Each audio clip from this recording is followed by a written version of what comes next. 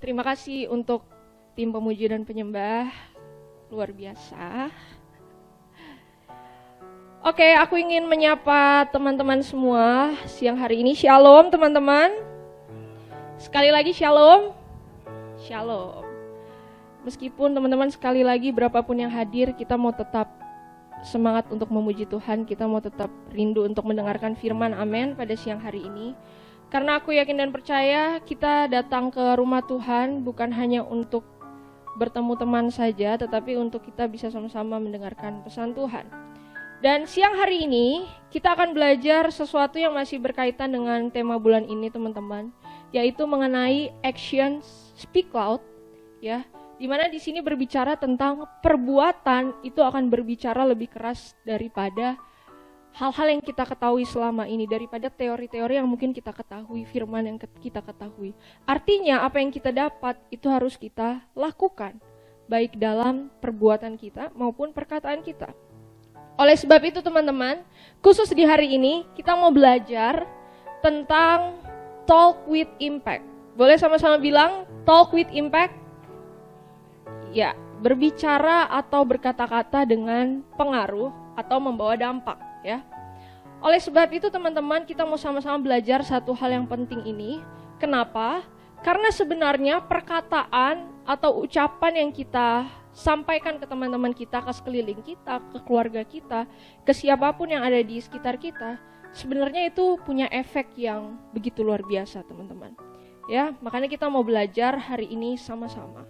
Nah teman-teman, kalau kita melihat dalam kehidupan kita gitu ya, perkataan ternyata menjadi satu hal yang penting dalam kehidupan manusia.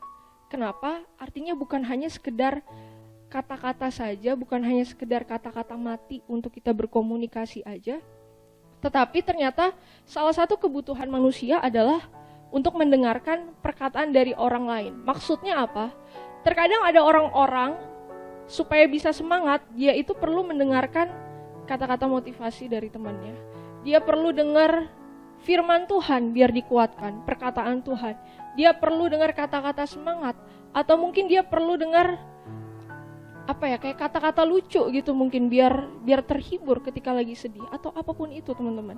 Manusia pada akhirnya nggak bisa hidup seorang diri saja, nggak bisa hidup seorang diri saja. Dia butuh orang lain dan dia butuh dukungan, butuh perkataan yang bisa membantu mereka memenuhi kebutuhan mereka sebagai manusia. Dan salah satunya adalah perkataan Tuhan, firman Tuhan, teman-teman.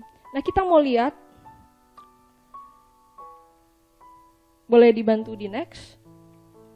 Kita perlu menyadari teman-teman, ketika kita hidup di tengah-tengah lingkungan kita, di sekolah, di tempat kerja, di keluarga, di tempat nongkrong, di gereja, dimanapun itu, dimanapun, dengan siapapun kita berbicara, perkataan yang kita keluarkan itu punya efek teman-teman. Artinya di sini perkataan itu memiliki kekuatan. Perkataan punya power. Apa maksudnya? Sekali lagi, bukan sekedar kata-kata huruf mati yang kita keluarkan, tetapi perkataan yang kita keluarkan ternyata punya energi untuk bisa bikin seseorang itu misalnya jadi makin semangat, jadi makin happy, jadi makin sukacita, atau mungkin ternyata perkataan kita itu punya kekuatan untuk menjatuhkan teman kita, untuk bikin mereka jadi sakit hati, untuk bikin mereka jadi terluka, jadi kecewa. Ternyata perkataan punya kekuatan teman-teman. Dan di sini kita melihat bahwa perkataan itu juga membawa dampak. Apakah perkataan kita selama ini, mari kita renungkan bersama-sama teman-teman. Apakah perkataan kita selama ini membawa dampak yang baik buat teman-teman kita?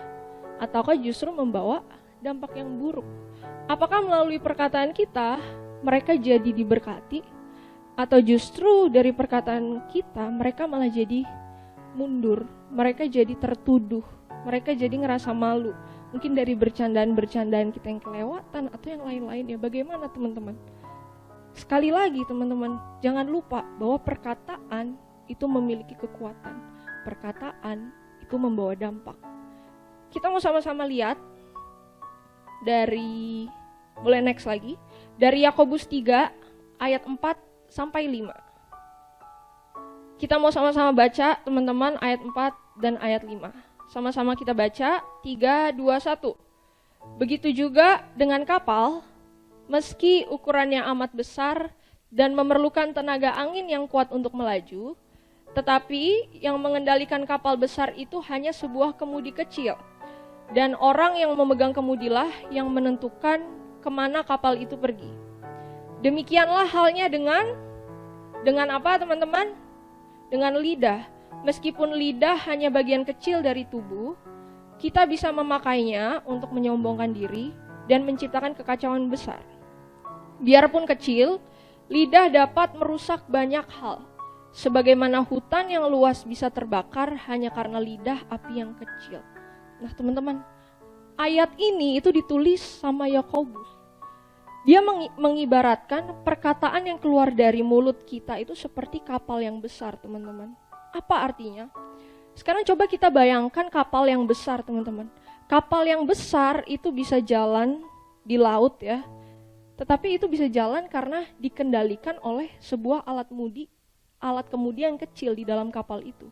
Dan kemudi kecil itu digerakkan oleh seorang pelaut, seorang nahkoda, teman-teman.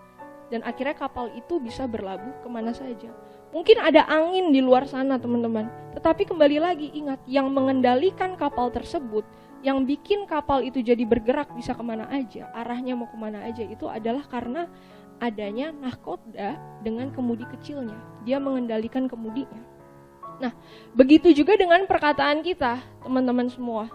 Kita bisa mengucapkan apapun, kata-kata ejekan mungkin, atau mungkin gosip, atau mungkin bercandaan-bercandaan dan lain sebagainya. Kita bisa ngomong apa aja teman-teman. Tetapi sekali lagi, tetap saja yang mengendalikan perkataan kita adalah diri kita sendiri melalui lidah kita. Yang kelihatannya mungkin lidah kita kecil gitu ya, cuma kecil. Tetapi ternyata meskipun kecil, ternyata itu memegang kendali teman-teman dari perkataan yang kita keluarkan. Bahkan di ayat 5 ini dibilang, meskipun lidah hanya bagian kecil dari tubuh, tetapi kita bisa memakainya untuk menciptakan kekacauan yang besar, merusak banyak hal, seperti api yang bisa membakar luasnya hutan. Jadi teman-teman, dari ayat ini kita melihat bahwa lidah kita yang kecil sebenarnya itu bisa merusak kehidupan kita maupun kehidupan orang lain, atau bahkan bisa merusak hubungan kita dengan orang lain. Karena apa? Karena kita tidak mengendalikan lidah kita, perkataan kita. Oleh sebab itu teman-teman, sekali lagi, perkataan yang keluar dari bibir kita itu menjadi satu hal yang penting. Karena apa? Karena punya kekuatan, karena punya dampak, punya kekuatan dan membawa dampak. So teman-teman, hari ini kita mau belajar talk with impact. Berarti perkataan seperti apakah yang aku harus pelajari, atau harus aku bicarakan, atau aku harus sampaikan, harus aku miliki. Nah teman-teman, di Alkitab, khususnya Amsal, kalau nanti teman-teman baca atau cari, itu banyak sekali menuliskan ayat-ayat yang berbicara mengenai perkataan, mengenai lidah, bibir, mulut seseorang. Betapa pentingnya perkataan, sampai akhirnya penulis itu menuliskan banyak sekali tentang perkataan di Amsal. Tetapi hari ini kita mau belajar setidaknya ada 3 hal penting mengenai kata-kata yang membawa dampak. Bagaimana supaya kita bisa talk with impact. Ada beberapa poin teman-teman. Yang pertama, kita mau lihat dari, boleh bantu di next. Kita lihat dari Efesus 4 ayat 29. Janganlah ada perkataan kotor keluar dari mulutmu, tetapi pakailah perkataan yang baik untuk membangun, di mana perlu, supaya mereka yang mendengarnya beroleh kasih karunia. Teman-teman, ayat ini adalah ayat yang ditulis sama Paulus buat jemaat di Efesus. Supaya apa? Supaya tidak ada lagi perkataan kotor keluar dari mulut jemaat Efesus pada saat itu. Nah, kalau teman-teman sedikit melihat konteks pada saat itu, kenapa Paulus menulis surat ini kepada jemaat Efesus, ternyata kondisinya saat itu, jemaat Efesus itu adalah orang-orang yang hidup dalam komunitas orang percaya. Mereka sudah beriman kepada Kristus. Tetapi perlu diingat teman-teman, sebelumnya mereka itu adalah penyembah dewi kemakmuran. Sebelumnya mereka tidak mengenal Kristus. Mereka hidup dalam dosa. Tetapi pada akhirnya mereka hidup ditebus oleh Tuhan, mereka dipanggil oleh Tuhan, mereka jadi orang-orang yang percaya. Sehingga jemaat Efesus saat itu adalah komunitas percaya yang harusnya ketika mereka sudah ditebus oleh Tuhan, ketika mereka sudah diselamatkan oleh Tuhan, artinya harusnya komunitas mereka, komunitas orang percaya, harusnya berbeda dengan komunitas yang tidak percaya Kristus, yang masih menyembah dewi-dewi pada saat itu, teman-teman. Artinya apa? Sekali lagi, harusnya ada gaya hidup, ada tindakan, ada gaya bicara, perkataan yang harusnya berbeda dari orang-orang yang tidak beriman kepada Kristus dengan mereka yang beriman kepada Kristus.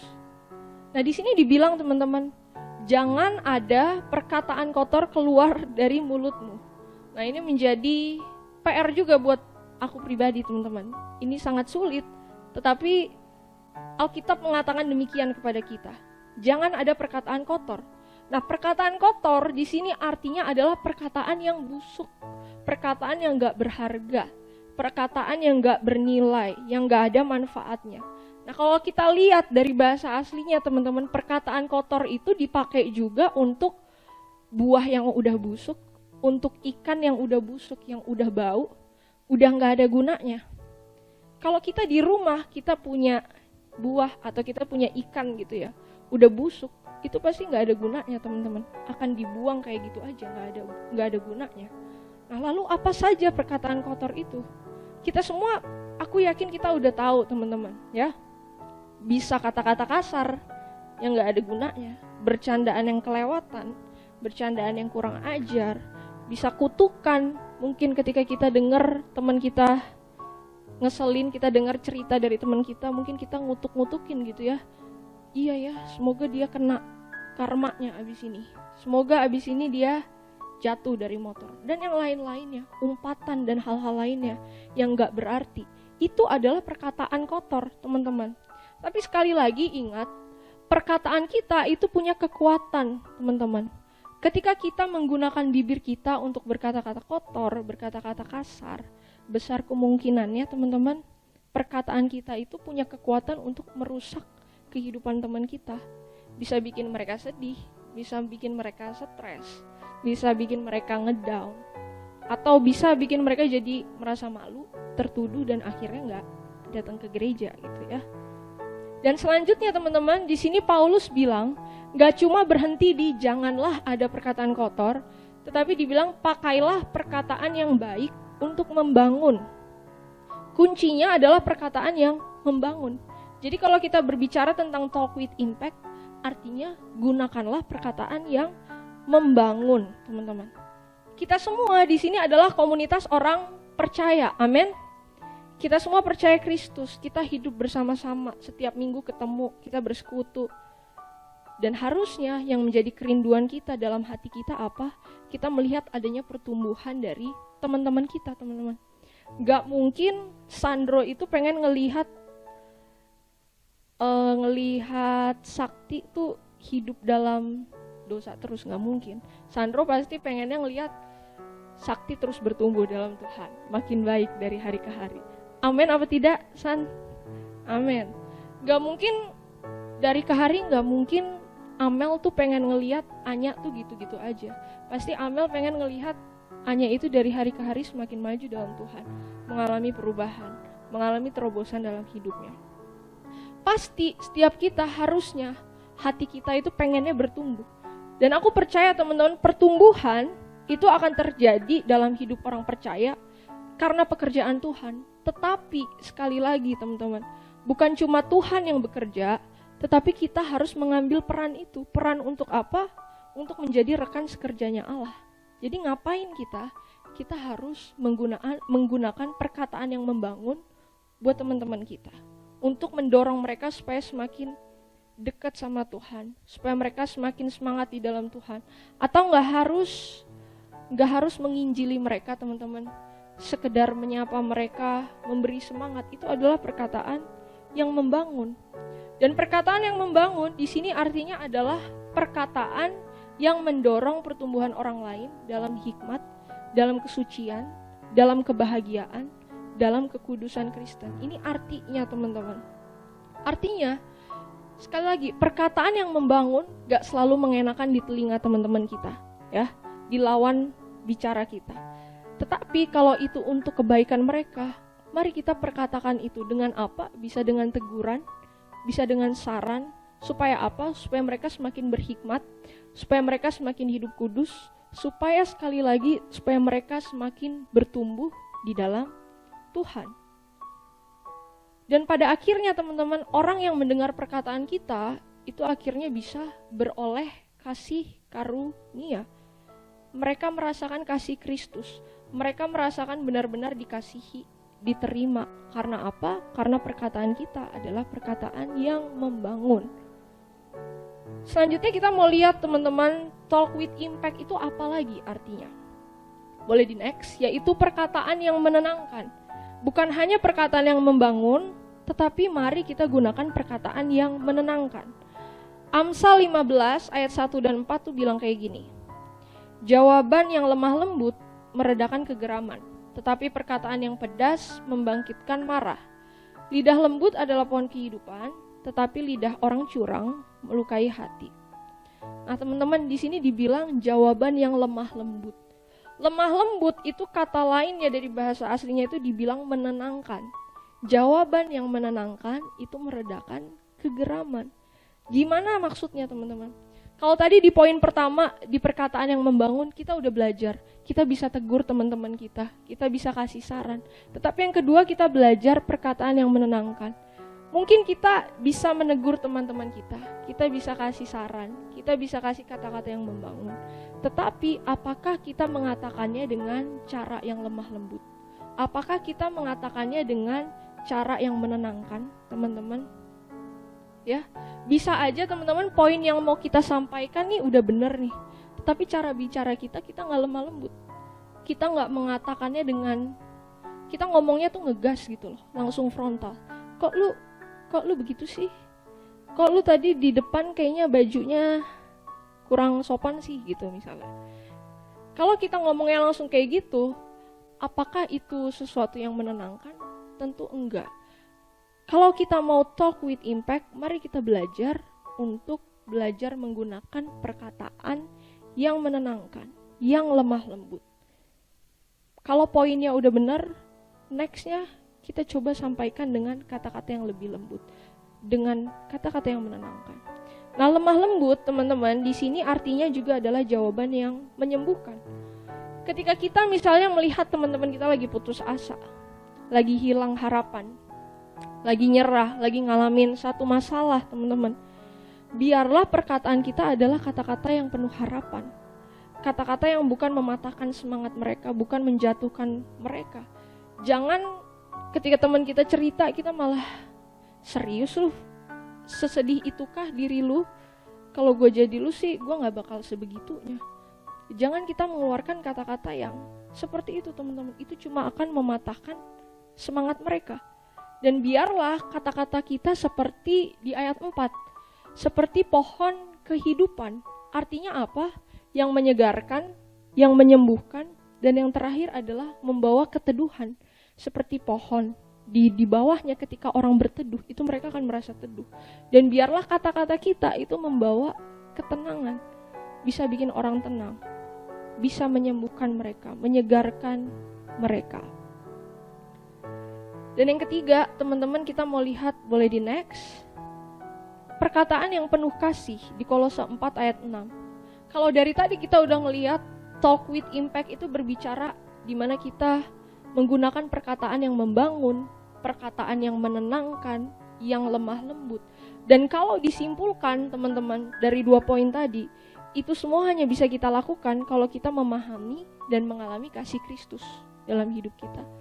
Kita gak akan bisa lakukan itu kalau kita gak tahu betul, kalau kita gak alami betul kasih Kristus buat kita yang berdosa ini, teman-teman. So teman-teman, yang ketiga, talk with impact itu berbicara tentang perkataan yang penuh kasih. Di Kolose 4 ayat 6 itu dibilang, hendaklah kata-katamu senantiasa penuh kasih, jangan hambar, sehingga kamu tahu bagaimana kamu harus memberi jawab kepada setiap orang. Berbicara dengan senantiasa penuh kasih. penuh kasih di sini dibilang juga grace, teman-teman. Artinya perkataan kita adalah perkataan yang sopan, perkataan yang menyenangkan, perkataan yang penuh dengan perhatian.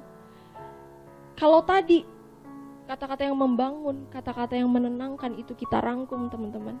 Semuanya pada akhirnya harus berdasarkan kasih. Kita lakukan berdasarkan kasih dan penuh kasih. Disampaikan dengan sopan, dengan penuh perhatian. Karena apa? Karena kita peduli sama mereka, karena kita mengasihi mereka. Oleh sebab itu, teman-teman, mari sama-sama kita sadari kalau Tuhan saja sudah melimpahkan kasih karunia-Nya yang begitu besar kepada kita yang berdosa. Mari kita sama-sama hidup dalam kasih itu. Dan biarlah itu tercermin dari apa yang kita katakan, dari apa yang kita lakukan. Biarlah perkataan yang kita keluarkan adalah perkataan yang sopan, perkataan yang menyenangkan, perkataan yang penuh perhatian, yang memberikan sukacita buat teman-teman kita. Dan selanjutnya di sini dibilang jangan hambar. Di bahasa aslinya tuh dibilang dibumbui dengan garam, teman-teman. Artinya perkataan kita haruslah perkataan yang bermanfaat.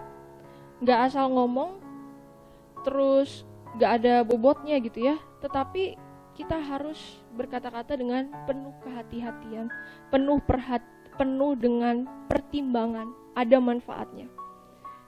Nah, teman-teman, sebenarnya konteks ayat ini itu ditulis sama Paulus buat orang-orang supaya mereka bisa bertindak, berkata-kata dengan penuh hikmat ke orang-orang yang gak percaya sama Kristus. Tetapi sekali lagi, firman ini masih relevan buat kita, teman-teman, untuk bisa kita praktekin ke teman-teman kita, ke orang-orang yang gak percaya juga sama Tuhan. Contohnya apa, teman-teman? Secara singkat, mungkin ketika kita berhadapan dengan teman kita yang lagi bercerita atau berkeluh kesah, kita jangan potong dulu, teman-teman, ketika mereka lagi cerita. Di versi The Message itu juga dibilang senantiasa penuh kasih, jangan hambar, itu artinya tidak memotong. Ketika mereka lagi bercerita, ketika mereka lagi berkeluh kesah, simple, kita sering dengar ini di mana-mana. Jangan potong. Konfirmasi apa yang mereka katakan, tunjukkanlah dengan kasih. Kita coba pahami, kita tunjukkan dengan cara kita bicara. Jangan asal ngomong, jangan asal jawab dengan celetukan-celetukan yang kurang berguna. Mungkin kalau ke teman-teman dekat kita bisa, silakan. Tapi sekali lagi, jangan sampai kelewatan dan itu menyakiti hati teman-teman kita. Kedua, teman-teman, ketika kita melihat teman kita di gereja misalnya, udah lama gak ke gereja, udah lama gak ketemu. Aku pernah menjadi pelakunya juga ya. Ketika kita bertemu dengan teman-teman yang udah lama gak ke gereja, kita udah lama gak lihat mereka, please berkata-katalah dengan ramah, berkata dengan penuh kasih, dengan penuh perhatian, sapa mereka, tanya kabar mereka. Jangan sampai kita mengeluarkan kata-kata yang mungkin bercanda kesannya, tetapi bercandaannya tuh gak lucu gitu loh. Jangan sampai kita bilang, tumben lu datang kemarin kemana aja, tumben lu datang komsel, pasti lagi pengen sesuatu ya, dan lain-lainnya. Jangan kita bilang kata-kata kayak gitu. Justru ketika kita melihat teman kita datang ke gereja, mendekatkan diri mereka kepada Tuhan, harusnya kita apresiasi mereka, kita sapa mereka dengan ramah, menggunakan kata-kata mereka dengan sopan. Dan kita perhatikan mereka, teman-teman. Berkata-katalah dengan sopan. Sekali lagi, teman-teman, ini semua perlu kita lakukan. Kenapa? Ketika kita menghormati sesama, menggunakan perkataan kita dengan baik ke sesama kita, itu sama halnya juga dengan kita memuliakan Tuhan. Dan kita mau lihat sama-sama, next. Biarlah ini menjadi pengingat kita, teman-teman. Boleh di next? Kalau Allah itu sudah melimpahkan kasih karunia-Nya kepada kita, Tuhan sudah mengasihi kita sebegitunya, maka sudah saatnya kita untuk tinggal di dalam kasih karunia itu. Kita hidup di dalam kasih karunia itu. Speak with grace. Berkata-katalah dengan kata-kata yang membangun, kata-kata yang menenangkan, kata-kata yang penuh kasih, gak menghakimi, menegur tanpa menghakimi, memberitahu tanpa menggurui, kasih saran tanpa memaksa mereka dengan keras, teman-teman. Gunakan kasih, berkata-katalah dengan kasih. Boleh di next? Jangan sampai kita mencoreng identitas kita sebagai anak Allah dengan perkataan-perkataan kita yang gak bernilai, yang gak ada manfaatnya, yang menjatuhkan, yang menyakiti, yang menghancurkan mereka. Lalu selanjutnya bagaimana caranya kita untuk bisa melakukannya? Mungkin kita berpikir, berarti aku harus berusaha keras, aku harus berlatih bagaimana caranya supaya kata-kataku ini bukan kata-kata kotor yang keluar. Aku harus ngumpulin kata-kata yang bagus, perbendaharaan kata yang bagus harus kutambahin biar aku bisa ngomong dengan bijak. Ya gitu gak salah teman-teman, tetapi poin pentingnya bukan itu teman-teman. Yang menjadi kunci adalah kita boleh next. Kita harus menyadari, kita harus merenungkan dulu ini teman-teman. Yang pertama, kita sadari apa yang Yesus udah lakukan buat kita. Kita udah ditebus sama Tuhan, kita udah dipindahkan, dipisahkan dari gelap kepada terangnya yang ajaib. Itu sebabnya kita harus beda sama orang dunia. Dan yang ketiga, gambar Allah dalam diri kita yang rusak, itu udah Tuhan pulihkan. Kalau Tuhan udah memulihkan kita, menebus kita, yang seringkali menyakiti hati Tuhan dengan perkataan-perkataan kita yang berguna, maka saatnya kita menyadari ini teman-teman, sadari apa yang Yesus sudah lakukan kepada kita. Dan harusnya ini yang membuat kita semakin terdorong untuk bisa talk with impact. Ketika kita ngerasa rendah diri, ketika kita ngerasa insecure, ketika kita melakukan kesalahan, ketika kita menyakiti hati Tuhan karena perkataan kita, karena perbuatan kita, ternyata apa yang Yesus lakukan? Kita ingat teman-teman, Yesus justru menerima pribadi kita, Yesus justru memahami kita. Kita bisa tahu dari mana? Kita tahu dari firman-Nya. Firman-Nya itu istilahnya apa ya? Kayak memvalidasi apa yang kita rasakan. Firman-Nya itu mengoreksi kita. Firman-Nya menegur kita, tetapi bukan dengan cara menjatuhkan teman-teman, tetapi dengan kasih. Karena Dia mau kita melakukan pekerjaan baik, Dia mau kita bertumbuh teman-teman. Dan biarlah kita sama-sama memahami hal ini, supaya sekali lagi pada akhirnya kita bisa talk with impact. Jadi yang pertama, jangan terus berusaha keras dengan cara kita, mengandalkan kekuatan kita sendiri. Tetapi ingatlah, renungkan terus setiap hari tentang apa yang Yesus sudah lakukan ke kita, yang sebenarnya udah menyakiti hatinya Tuhan. Kemudian yang kedua, sadarilah bahwa melalui Yesus Kristus, Roh Kudus itu dicurahkan. Dan Dia pun ada di dalam hati kita. Roh Kudus ada di dalam hati kita. Dan Alkitab mengatakan teman-teman, firman itu telah menjadi manusia. Siapa? Yaitu Yesus. Dan diam di antara kita. Nah, kalau seluruh firman, perkataan itu udah menjadi manusia, yaitu Yesus, dan sekarang diam di dalam kita, maka sesungguhnya di dalam hati kita itu harusnya isinya adalah perkataannya Yesus. Isinya adalah Yesus. Ada Roh Kudus yang mendiami hati kita. Harusnya isinya adalah firman. Harusnya isinya adalah bukan sesuatu yang gak berguna, gak bernilai, tetapi isinya adalah kebenaran, sesuatu yang mencerminkan Kristus. Dan yang ketiga, teman-teman, ini dia, sadari dan renungkan. Perkataannya, firmannya itu ada di dalam hati kita. Dan biarlah perkataannya, firmannya, itu semua yang akhirnya mengubahkan hati kita, memperbaharui hati kita terlebih dahulu. Karena apa teman-teman? Perlu diingat, Alkitab juga mengatakan, apa yang keluar dari mulut kita itu meluap dari mana? Hati, dari hati kita. Jadi perubahan itu harusnya dari dalam keluar. Hati kita dulu yang diubahkan sama apa? Sama perkataan Tuhan, sama firman-Nya Tuhan. Kita renungkan firman-Nya, biar itu semua mengubahkan hati kita, dan akhirnya kita bisa berkata-kata dengan impact, membawa dampak. Kata-kata yang keluar adalah kata-kata yang membawa berkat. Amin teman-teman. Amin. Dan pada akhirnya, boleh di next, talk with impact dapat dilakukan karena apa? Karena melalui Yesus Kristus, Roh Kudus dan firman-Nya tinggal dalam kehidupan orang percaya. Kemudian Roh Kudus, firman-Nya itu mengubahkan hati kita. Hingga akhirnya kita bisa talk with impact, kita diberi kuasa, kita diberikan kemampuan sama Tuhan Roh Kudus yang memampukan kita untuk apa? Untuk kita bisa talk with impact, berbicara dengan membawa dampak. Bukan kata-kata yang menjatuhkan, menyinggung, tetapi kata-kata yang kita keluarkan membawa dampak untuk orang-orang di sekitar kita. Oke, amin untuk firman Tuhan hari ini, teman-teman.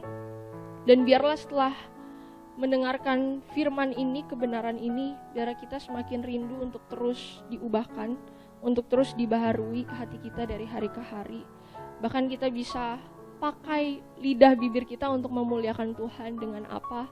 Kita pakai perkataan yang membangun, perkataan yang menenangkan, perkataan yang penuh kasih. Tetapi ingat, jangan berusaha dengan kekuatanmu sendiri, jangan berusaha keras dengan kemampuanmu sendiri, tetapi apa? Sadari 3 hal tadi. Sadari apa yang udah Tuhan Yesus lakukan buat kita. Kemudian kedua, sadari bahwa Roh Kudus itu tinggal di dalam kita, Dia yang mengubahkan hati kita. Dan yang ketiga, sadari bahwa firman-Nya itu ada di hati kita semua. Dan biarlah firman itu menguasai kehidupan kita, sehingga kita bisa hidup sesuai dengan firman-Nya, berkata-kata sesuai dengan firman-Nya, dan bisa membawa dampak. Amin buat firman Tuhan hari ini. Dan sekarang kita akan small group.